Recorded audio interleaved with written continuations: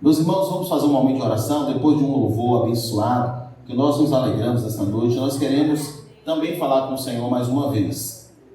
Eu quero que você que chegou aqui, que veio a essa casa para adorar Jesus, você abra seu coração, você invoque o Senhor, invoque a Deus. Invocar a Deus é realmente falar com Ele, dizer: Deus, eu estou aqui, eu quero o Senhor na minha vida, eu creio que o Senhor está aqui. Eu creio que o Senhor pode mudar o meu coração, mudar a minha vida e me abençoar.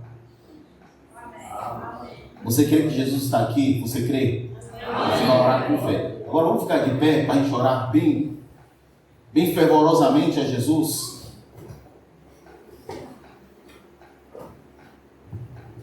Vamos orar.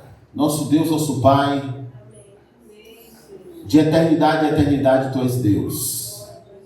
Nessa noite nós também nos colocamos aqui, Senhor, porque nós precisamos muito te ouvir. Amém. Nós viemos aqui para te adorar. O Senhor é digno de toda honra, de toda glória, de louvor e adoração. Amém. Senhor, que ninguém, absolutamente ninguém que participa desse culto fique com as mãos vazias. Amém. Mas que todos sejam alcançados pelo Senhor. Traz, meu Deus, uma bênção maravilhosa. Traz, meu Deus, uma bênção extraordinária. Traz, meu Deus, um mover dos céus.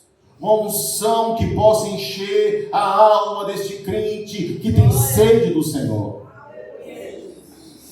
Meu Pai, em nome de Jesus, que a Tua palavra possa arder no nosso coração. Que a Tua palavra possa trazer para nós transformação, quebrantamento, mudança de mente, mudança de vontade, mudança de desejos. Meu Pai, abra todo o entendimento ao Senhor. Repreenda os espíritos malignos, repreenda a cegueira espiritual, repreenda a depressão, repreenda a angústia, repreenda a falta de paz. Repreenda, Senhor, a desilusão do coração. Em nome de Jesus Cristo, Senhor, que a Tua glória, que a Tua presença extraordinária tome conta das nossas vidas neste lugar. Porque quando o Teu servo Salomão ofereceu aquela casa ao Senhor, a Tua glória se encheu tanto aquele lugar que os sacerdotes, eles não conseguiam entrar naquele lugar. Pai, que a Tua Shekinah desça neste lugar, que a Tua glória desça neste lugar. Eu peço cura, libertação, transformação, salvação do pecador, porque o Senhor faz isso, meu Pai. Em nome de Jesus Cristo nós oramos. Digo amém. Amém. Queridos irmãos, eu quero que você abra a sua Bíblia, por favor, no livro de Lucas, capítulo 10. Livro de Lucas, capítulo 10, repetindo a referência, o versículo é o 27.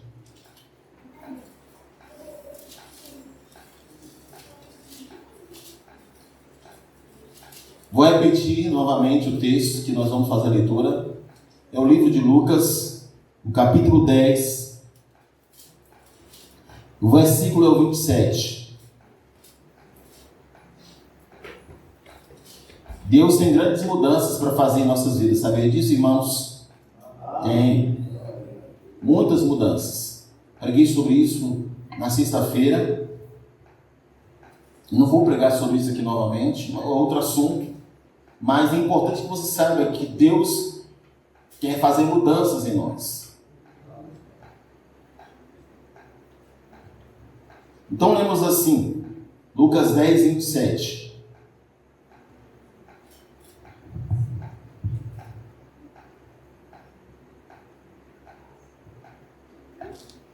A isto ele respondeu: ame o Senhor, seu Deus, de todo o seu coração, de toda a sua alma, com todas as suas forças e todo o seu entendimento.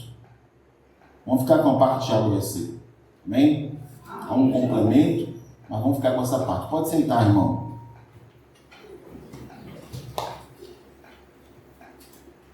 Entendemos que a vontade do Senhor é que nós o amemos. E é curioso isso. Porque a gente não costuma pensar que Deus quer ser amado. Não é verdade? A gente não usa muito esse raciocínio, pelo menos quando a gente não conhece bem a palavra de Deus, de que Deus quer ser amado, mas Ele quer ser amado por nós. Porque quando lemos a Escritura, nós percebemos que Deus é uma pessoa. E Ele é uma pessoa porque Ele tem personalidade. Deus tem vontade, razão, emoção. Sim, Deus se emociona. A Bíblia registra momentos em que Deus se emocionou. Quando Deus mandou o dilúvio sobre a humanidade, Deus se emocionou. A Bíblia diz que Deus se entristeceu de ter destruído o homem com águas. Então Deus tem sentimento. Deus tem vontade. Deus disse assim a Moisés: diga ao povo que eu sou te enviou. Que Moisés queria saber como é que ele ia se apresentar e convencer aquele povo escravizado no corpo e na mente, até a atitude de mudar. Porque a pior e terrível prisão é na mente, irmãos. Não é no corpo. Porque do corpo a pessoa sabe que tem que se libertar. Mas quando na mente a pessoa não tem mais a capacidade de entender que ele pode ser liberto, ele está realmente muito encurralado. Então pensa numa missão difícil que foi a de Moisés, e a um rei poderoso que era o faraó,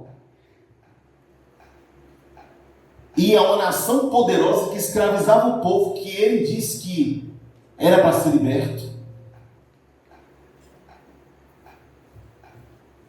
Ele precisava realmente saber que Deus tinha uma vontade absoluta sobre a terra e sobre os homens.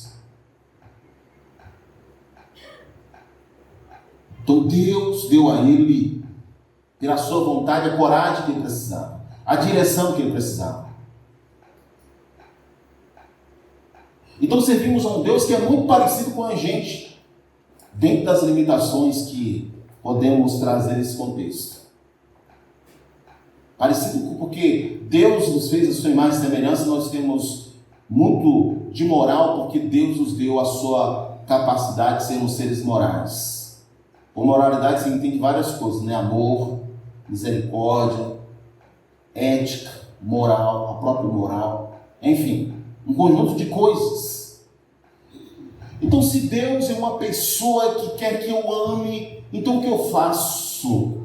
Eu preciso propor, considerar a possibilidade de honrar ao Senhor e de amar ao Senhor.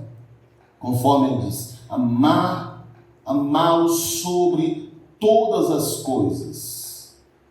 Todas, materiais, emocionais, espirituais e aquelas que são da mente. Parece muito fácil. O indivíduo olhar o texto e dizer assim, não, agora eu vou amar a Deus. Não é tão simples assim. Porque exatamente em situações em que nós estamos completamente envolvidos no nosso cotidiano, é que é o nosso grande desafio de mudarmos a mente, mudarmos o pensamento e termos atitudes que representem essas mudanças com verdade, no sentido de nós realmente amarmos o Senhor. Mas é lendo a palavra, trazendo a palavra para nós, que nós podemos compreender qual é a dimensão que Deus quer que nós, como pessoas que também somos, o amemos. E demonstremos esse amor. Quem é um crente apaixonado por Deus que nunca se preocupou em saber se realmente amava o Senhor? Todos. Um dia para e pensa, eu estou amando realmente o Senhor? Eu amo realmente ao Senhor? Então eu vou dizer para você, sem esgotar, claro, o assunto, alguns pontos que você precisa considerar para a sua vida e percebê-los como sendo a vontade de Deus de que você tenha mudanças pelas quais você coloque Deus em primeiro lugar na sua vida. Porque amar a Deus é colocar Deus em primeiro lugar em nossa vida. É trazer Deus para o centro da nossa vontade. Isso é amar ao Senhor. E a primeira coisa para que eu trate o meu relacionamento com o Senhor a ponto de que eu cumpra essa vontade de Deus é trazer Deus em primeiro lugar, como sendo aquele que dirige as minhas finanças. Porque Deus, para muita gente, dirige qualquer coisa na sua vida, menos o seu bolso, menos o seu dinheiro.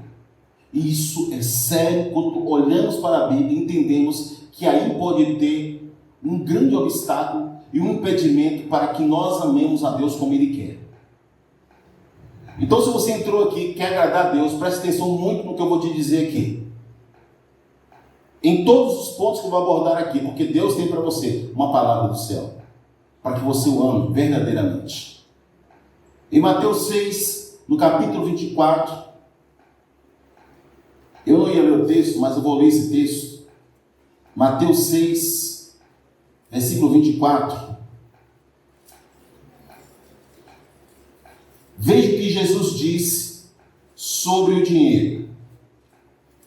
Num primeiro momento, nós temos uma compreensão desse texto, bem clara. Mas há uma coisa que eu percebo que nós precisamos entender com mais clareza sobre esse texto. Em Mateus 6, 24, a Bíblia diz assim: ninguém pode servir a dois senhores, porque ou irá odiar um e amar o outro, ou irá se dedicar a um e desprezar o outro. Vocês não podem servir a Deus. Em algumas versões está riquezas, mas a palavra original é mamon. E ela não pode ser substituída por riquezas. Eu vou dizer por quê. Mamon é uma divindade do dinheiro, é o Deus do dinheiro. E Jesus estava falando de coisas espirituais relacionadas às finanças. Porque Jesus sabe que ninguém pode viver nesse planeta, dentro desse sistema que existe de economia, sem dinheiro. Mas Deus, Jesus, estava nos ensinando que nós precisamos estar vigilantes quanto a um espírito, uma divindade que opera para oprimir os homens por meio do dinheiro. Ele chama de Mamon, uma divindade, Deus do dinheiro. Porque há um objetivo de Mamon que é seduzir, que é controlar, que é escravizar e destruir o homem. Acredite nisso. Não é difícil qualquer um de nós olharmos a história e vermos pessoas que foram destruídas exatamente por causa do dinheiro. Nós podemos ter o poder aquisitivo, mas com uma mentalidade. É que o dinheiro tem que nos servir, e não o contrário. Porque se o homem não olhar para o dinheiro da forma bíblica, Mamon irá escravizá-lo. Quando você ouve os educadores financeiros, alguns deles, claramente, estão dizendo para nós que o dinheiro é um Deus e que ele está disposto a servir esse Deus a qualquer preço. Então observe, se eu não posso considerar a questão das finanças, porque eu vou embarcar em um cano muito fino, que quem não sabe lidar também com o dinheiro da forma correta está entrando numa barca furada.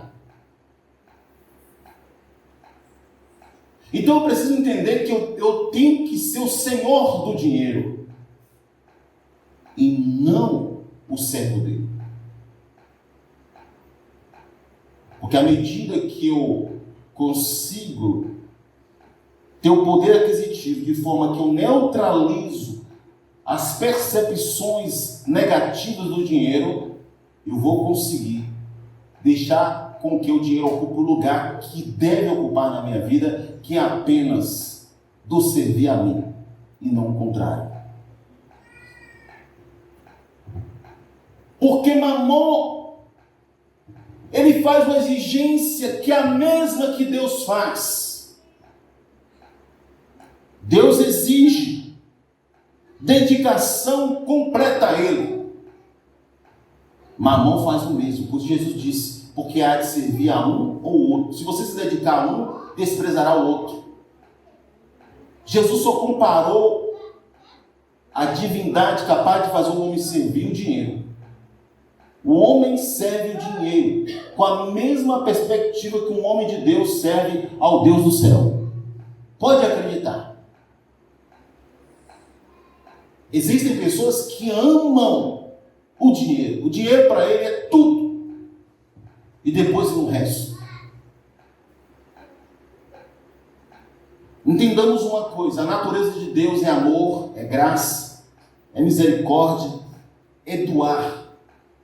Deus sempre tem a disposição de doar. Mas o contrário é a natureza de Mamon. Mamon é tomar, é levar vantagem. E eu escute, e é violentar. Quanta gente aí tem um salário de 100 mil reais? E não está longe de nós não. Quantos servidores têm um salário de 30 mil reais? Mas Mamon tem escravizado essas pessoas, muitos deles. Quer ver a prova? Os desvios que fazem. Quantas pessoas comuns como nós gostariam de ter ao menos a metade desse salário? E viveríamos felizes com ele. Por quê? Porque o dinheiro não nos domina. Mas para essas pessoas que Mamon é o seu Deus, elas serão violentadas e vão violentar o sistema e as pessoas, porque todo o sistema de corrupção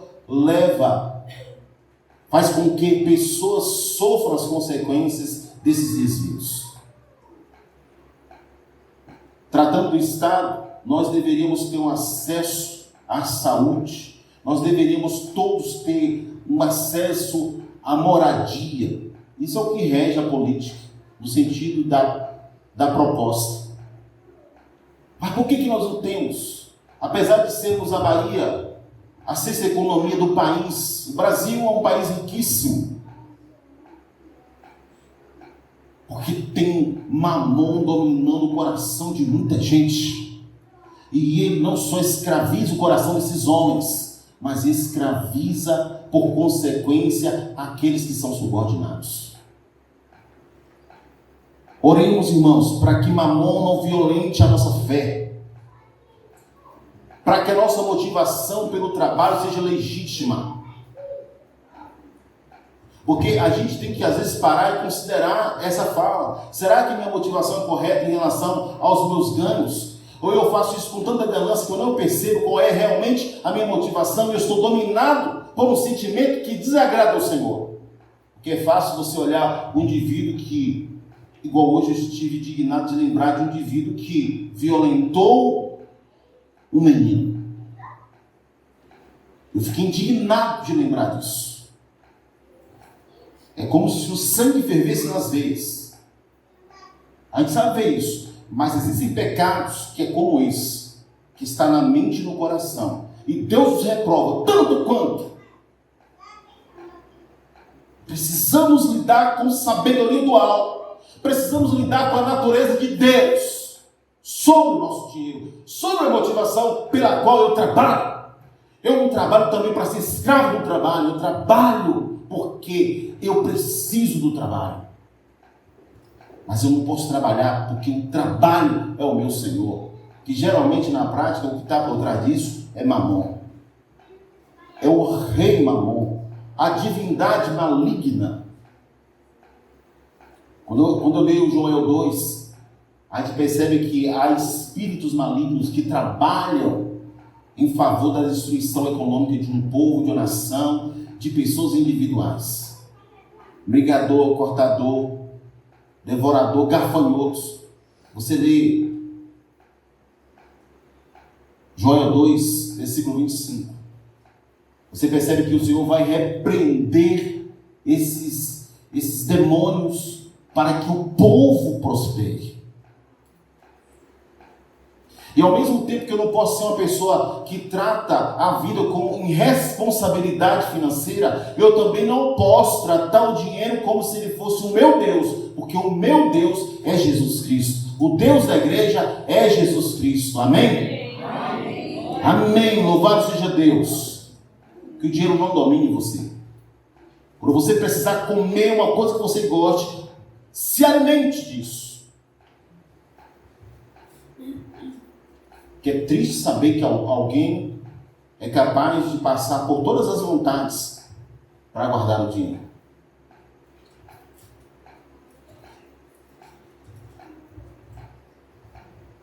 Se você quer fazer a vontade do Senhor, colocar Deus em primeiro lugar, escuta o que eu vou te dizer. Coloque Deus à frente dos seus interesses pessoais. Tem uma criatura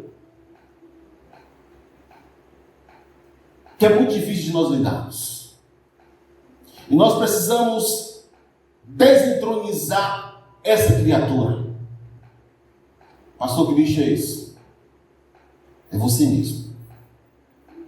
Quando você é o Senhor de você, Deus não consegue ser o primeiro em sua vida.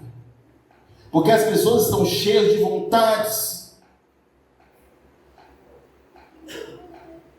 E elas colocam facilmente a vontade de Deus no segundo plano. Agora escute o que eu vou te falar. Escute bem. Essa coroa da vontade precisa ser entregue ao Senhor. Eu entrego, Senhor, a minha vontade. Para que o Senhor faça a tua vontade em mim. Irmãos, Jesus como Salvador na vida de muita gente é verdade, mas como Senhor não. Eu conheço muitos crentes que continuam fazendo a sua própria vontade e não se preocupam em fazer a vontade de Deus. Eles continuam tendo a própria coroa da vontade e por isso estão sendo destruídos. Eu vou te dizer aqui a chave que falta para a sua vida realmente engrenar. Entregue a coroa da sua vontade ao Senhor. Vai comprar? Pergunte ao Senhor. Vai vender? Pergunte ao Senhor. Se é para doar, pergunte ao Senhor. Ou você não crê que Deus fala?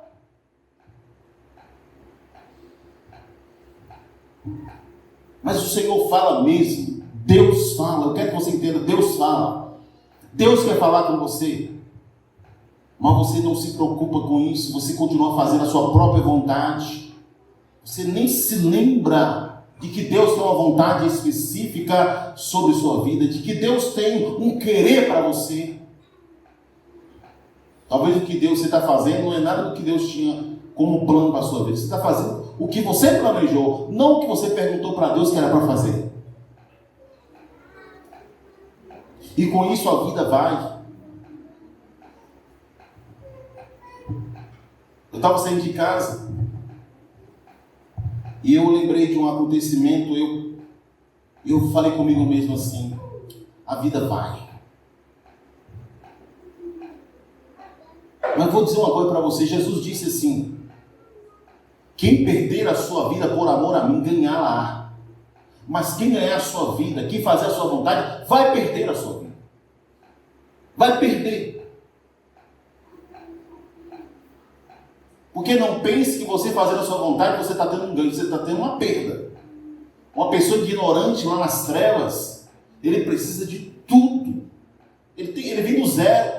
Mas um cristão que conhece a Bíblia, conhece a palavra do Senhor, vive para fazer a sua própria vontade, ele precisa entender que Deus está chamando ele agora para um novo momento na sua vida, para uma mudança que diz respeito a ele deixar que a sua vontade seja coroada pela vontade do Senhor. Muitas pessoas não conseguiram seguir Jesus exatamente por isso. Aquele jovem rico chegou até Jesus e dizia assim: eu quero te seguir. Ele entendia que andar com Jesus era o melhor. Mas quando Jesus provou ele, vende o que tem e dá aos pobres, ele... Isso é vontade, irmãos.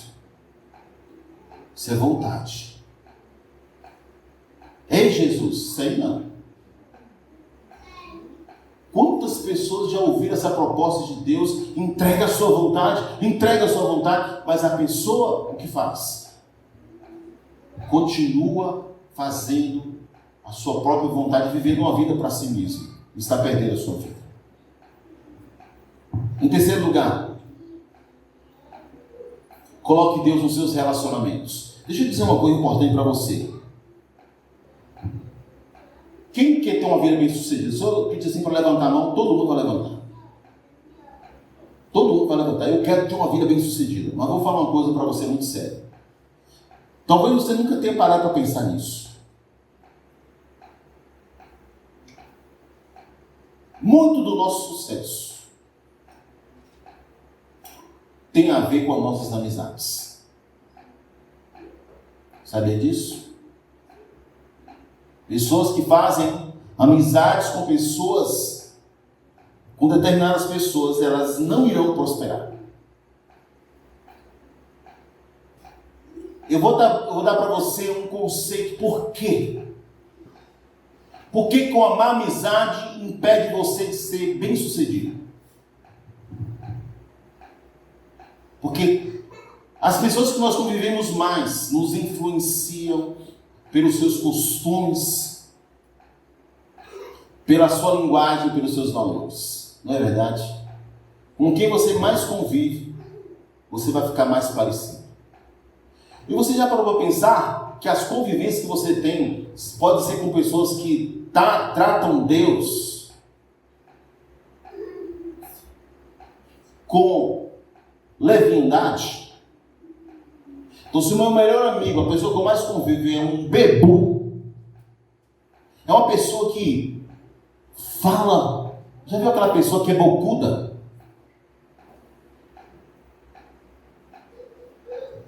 Intratável. Daqui a pouco você está falando igualzinho a pessoa. Se conviver muito, você fala igual. Você aprende os costumes. Se andar com uma pessoa caloteira, isso pode tornar você um caloteiro. Nem que teu pai e tua mãe nunca te deu esse mau exemplo. A Bíblia diz que as más companhias corrompem os bons costumes. Ande com gente melhor que você, que tu é crente. Aprenda a viver. Às vezes você tem que esbarrar determinadas amizades para que você não seja prejudicado. Você está andando lá com um traficante, um bandido, a polícia chega para prender, leva você junto, até tu provar que você é João e não é Pedro, você já levou umas cacetadas da polícia. Você entende como as pessoas que a gente anda determinam muito o que a gente é? Então eu quero andar com gente que ame Deus como eu amo, para que eu me torne melhor do que eu sou.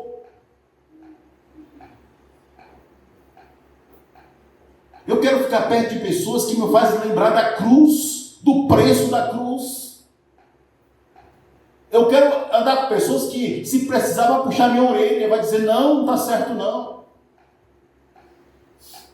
Vamos por aqui.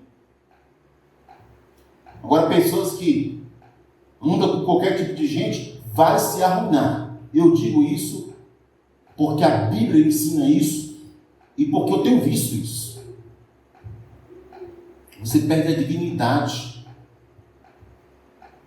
Você fala com uma pessoa assim, tem gente que até pela boca você não deve andar com ela. Tem gente que é assim, é uma pessoa que não crê em nada. Tem gente que você vai falar de uma coisa boa, ele vem com uma coisa ruim na hora. Alguém fala assim, vai dar certo, ele sempre diz o contrário, não vai dar certo. Aquela pessoa pessimista, que não crê em nada.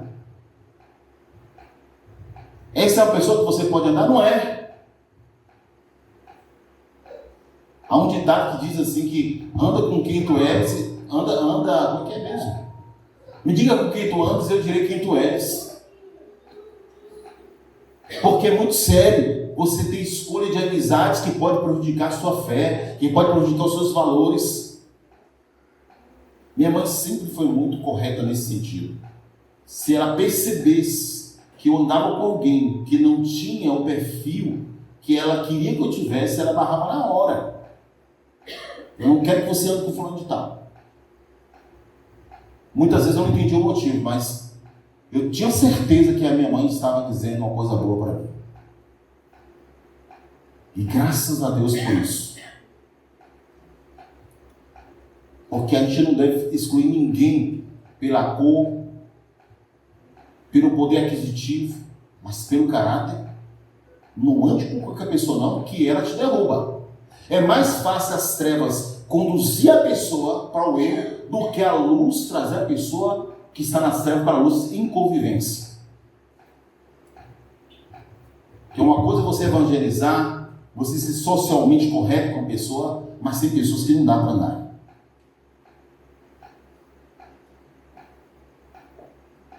Coloque Deus em primeiro lugar na sua vida em situações. Crise. Na vida todo mundo vai passar por um tempo de crise. E às vezes a crise é consequência de nossas escolhas que nós fizemos. Às vezes a moça está na igreja, ora a Deus para casar. Senhor, me dá um marido. Deus dá. Escarte de Deus. O marido vira o ídolo, os filhos viram o ídolo. Pode ter certeza, um dia eu vou chegar na igreja chorando atrás do pastor. Pastor, ore por mim. Meu casamento está acabando.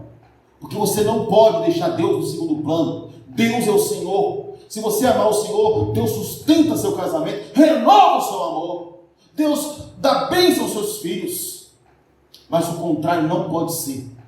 Gente, olha, eu vou te falar, tem gente que está vivendo em embaraço. Tem gente que não consegue, mal está vivo. E é consequência do distanciamento de Deus. Um dia amou o Senhor, hoje é um paupérrimo espiritualmente. Um dia fez a obra de Deus, hoje o trabalho é mais importante, os amigos são mais importantes, o marido é mais importante, a mulher é mais importante, o dinheiro é mais importante, e Deus? Onde é que está o seu Deus?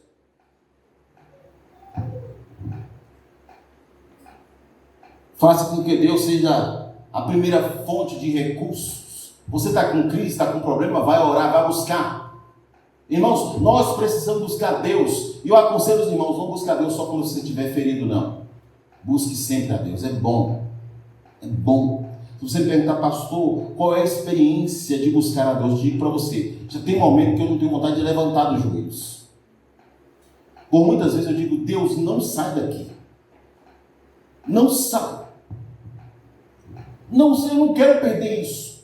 Outro dia eu estava orando e disse, Deus, eu quero sentir aquilo que eu senti aquele dia. Eu quero sentir aquilo de novo, Senhor. A vida é maravilhosa com Deus. Sem Deus a gente empurra com a barriga, irmãos. Porque o pecado ele é maligno.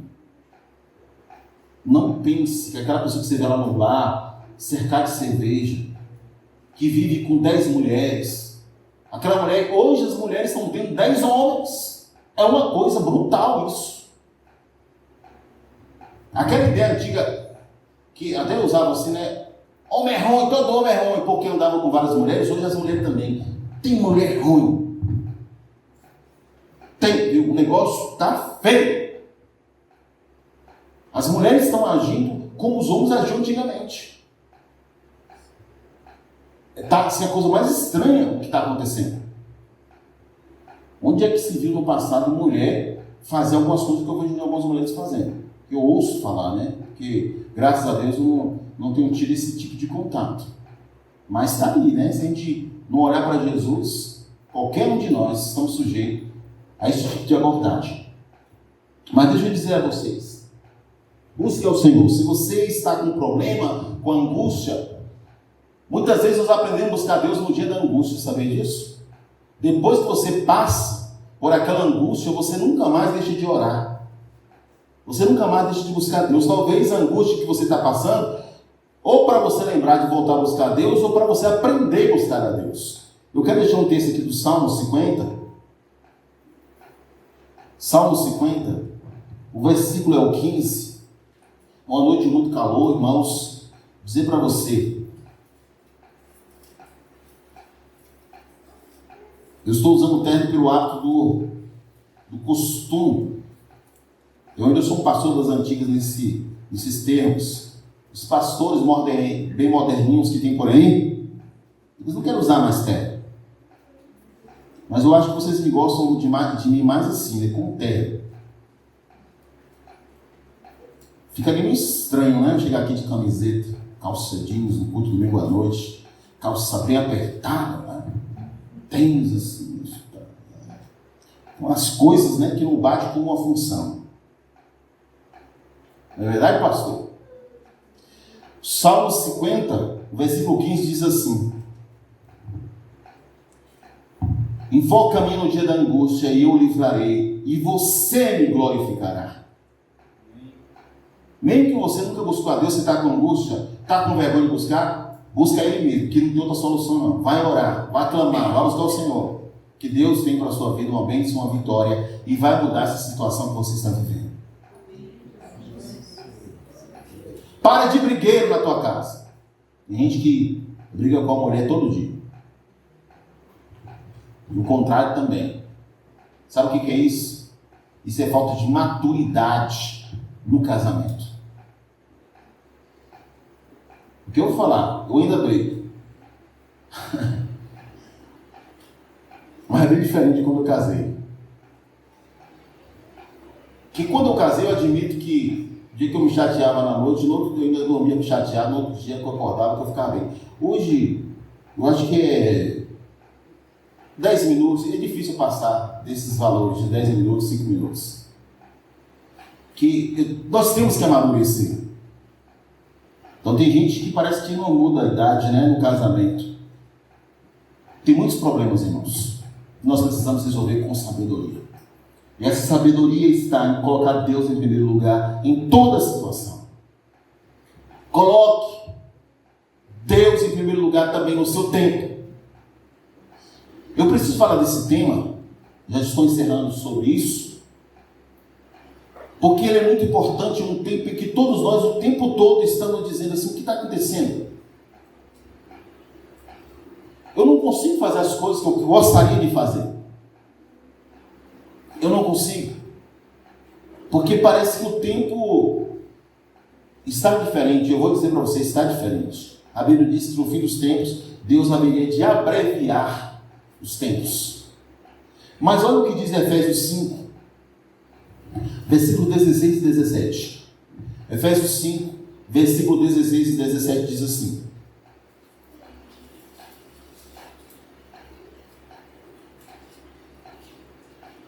aproveitando bem o tempo, porque os dias são maus. Por essa razão, não sejam insensatos, mas procurem compreender qual é a vontade do Senhor.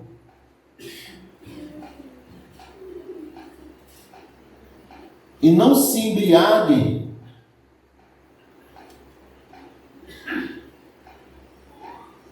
Desculpe, irmãos. Por essa razão, não sejam insensatos, mas procurem compreender qual é a vontade do Senhor. Aí encerra o versículo 17. Irmãos, eu tenho para mim que todos nós temos aquele dia, em alguns casos todo dia, viu? Em que você levanta assim, e você fica desencorajado pelo fato de você ter 1000 coisas para fazer num dia só. E você fica sem saber por onde vai começar. Você tem 20 coisas para fazer, mas só tem capacidade de fazer 5. Você sabia que Deus está interessado em nos ajudar a organizar o nosso tempo? E é muito simples. Em lugar de você tentar fazer tudo, pare e ore. E pergunte: Deus, o que o Senhor quer que eu faça? Deus vai te dar uma direção. E vai prosperar você porque você foi humilde em buscar a Ele. Porque você buscou a direção do Senhor. Porque eu digo que a base de você colocar Deus em primeiro lugar no seu tempo está numa coisa que muitos crentes têm desconsiderado.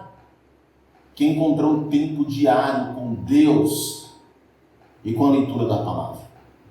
Por mais que você amanhã tenha que fazer como a gente assistiu na televisão antigamente, né? Um indivíduo lá, conforme eles podiam fazer na projeção tecnológica, um indivíduo chutou a bola no escanteio lá do campo de futebol, correu, não vou falar o nome dele, que vocês sabem o nome, e cabeceou a bola e fez o gol. Tem um dia que parece que você tem que fazer isso também. Você chuta a bola e acha o tempo de chegar lá e cabecear. Não é verdade? Mas aprenda com Deus. Primeiro, você ora e lê a palavra. E deixa que Deus cuida do seu tempo, do seu dia.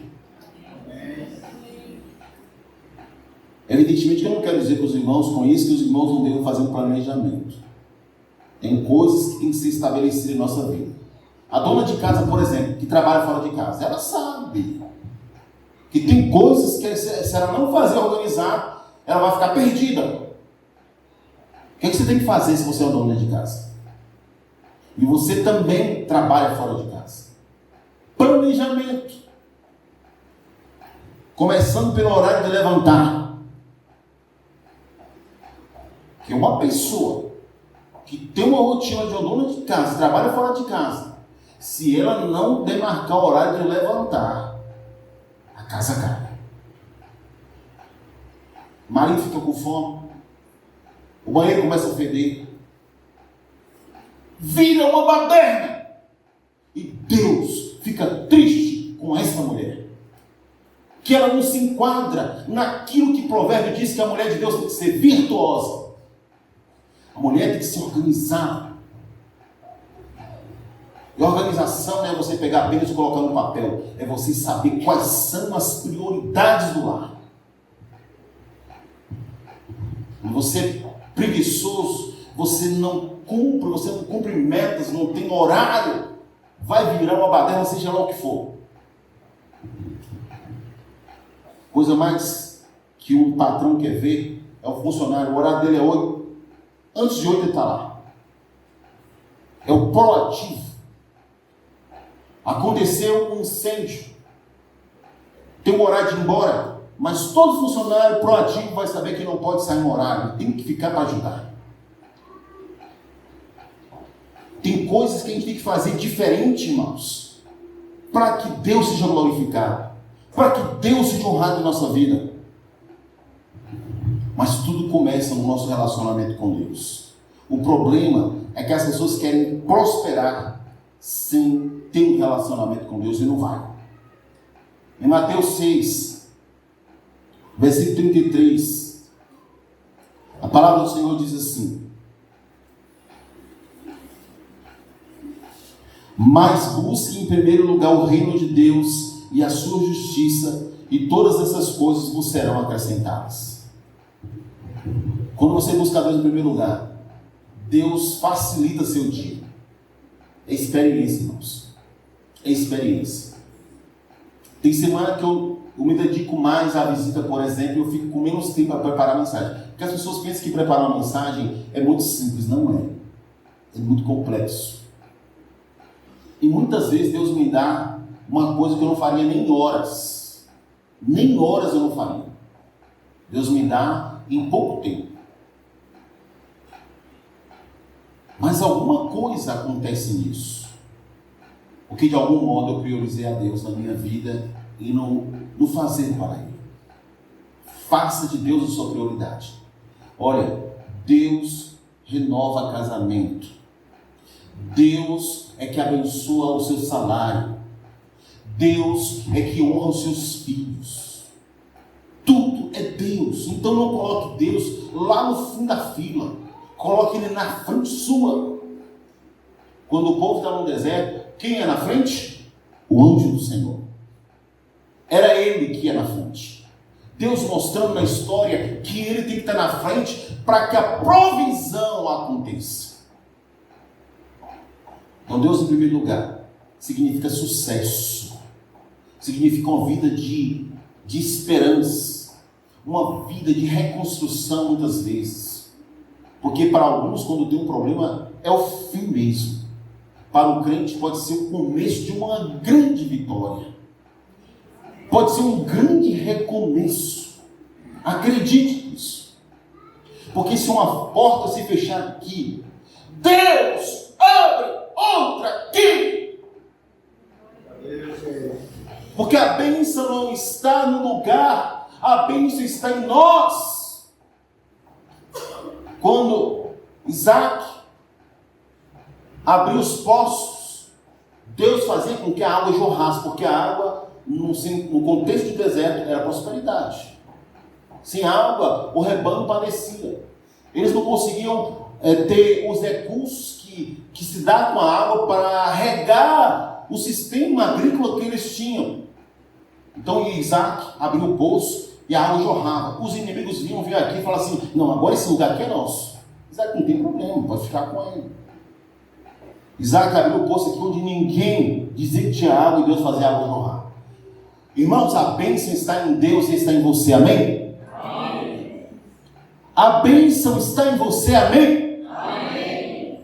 Tome posse disso e coloque Deus no centro da sua vida e você vai ver Deus mudar tudo em seu favor.